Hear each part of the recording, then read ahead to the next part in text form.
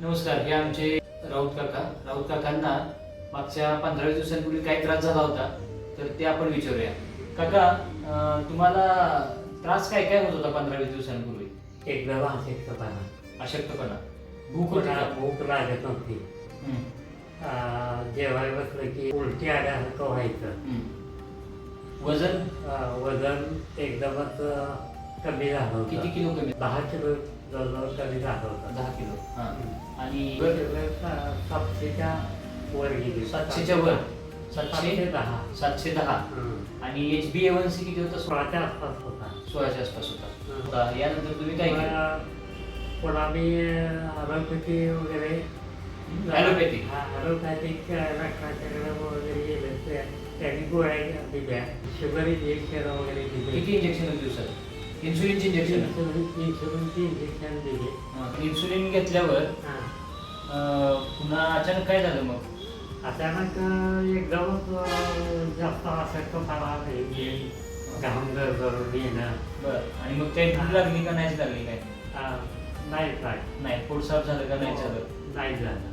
बरं. घाम दरदरून यायचा, गरगरून आहे. अशक्तपणा यायचा.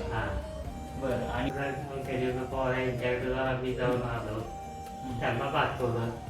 त्यांनी सगळं व्यवस्थित तपासलं.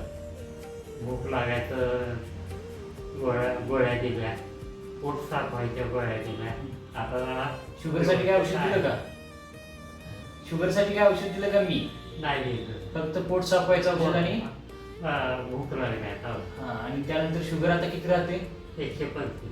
आणि आता इन्सुलिनचं इंजेक्शन घेता का? नाही घेत ना? नाही, अजिबात नाही. तरी 125 राहते. इन्सुलिन न घेता जे 3 इन्सुलिनची इंजेक्शन चालू होती ती बंद झाली.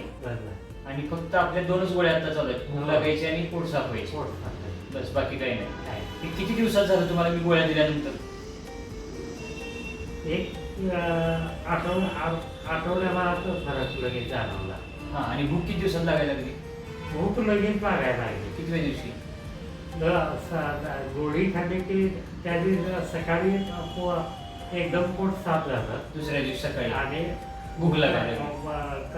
भूक एकदम कडकडून. एवढी भूक कधी लागत होती का? नव्हती. कधीच नाही ना? आधी पण नाही ना? नव्हती. शुगरच्या आधी पण नव्हती? इतकी चांगली लागायला लागली. ठीक आहे, चालतंय. म्हणजे आता तुम्ही डायबेटीस मुक्त झाला म्हणायचं 15 दिवसातच. ठीक आहे, चालेल. Okay, thank you.